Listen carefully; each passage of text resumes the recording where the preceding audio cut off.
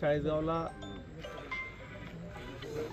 साधारणतः 39 किलो ॲम्फेटामाइन की जे ड्रग्ज बनावट करण्यासाठी वापरलं जातं ते ॲम्फेटामाइन चाळीसगाव पोलिसांनी ट्रॅफिकच्या पोलिसांनी चाळीसगाव हद्दीमध्ये ते पकडलं।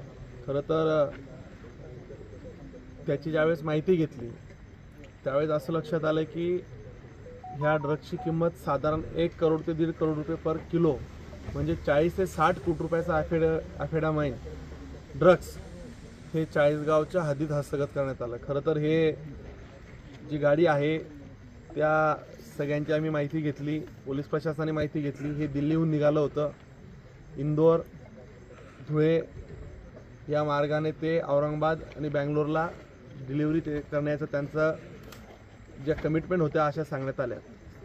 खरं तर यामागे एक मोठं रॅकेट, इंटरनॅशनल लेवलचं एक रॅकेट चालू असल्याचा संशय या मागून येतोय। मी आत्ताच एसपींशी बोललो, डीजी मॅडमांना कळवलं आहे, गिरीश भाऊंशी बोललो आणि गृहमंत्र्यांशी बोलून, मुख्यमंत्री महोदयांशी बोलून की यामध्ये आमची मागणी अशी असणार आहे। खरं तर सर्वप्रथम चाळीसगाव पोलीस स्टेशनच्या सगळ्यांचं मनापासून मी त्यांचं अभिनंदन करतो, कौतुक करतो की त्यांनी हे परराज्यात जाणारं ड्रग्स, दिल्लीहून आलेलं ड्रग्स हे बँगलोरला जात असताना चाळीसगावला पकडलं। खरं तर यामागे हे बाहेर देशाहून एक मोठं रॅकेट चालत असल्याचा प्रथमदर्शी आता पोलिसांचं पण एक चाललं आहे। यातनं आता काय तपासात जे काही येईल ते पुढे येईल। हा जो इथं ड्रायव्हर ज्याला पकडलाय तो एक छोटासा एक भाग आहे, परंतु यामागे एक मोठं रॅकेट, मोठं सिंडिकेट, यात बरेचसे मोठे लोक असण्याची शक्यता आहे।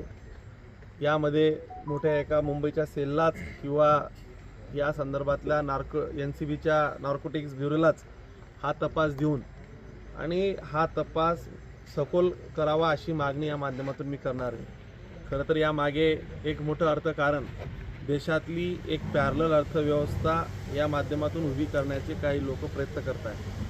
हे ड्रग्स बाहेरच्या देशाहून बॉर्डरवरनं पास करून हे विविध राज्याच्या भागांमध्ये पोहोचवण्याचं काम या माध्यमातून होताना दिसतंय।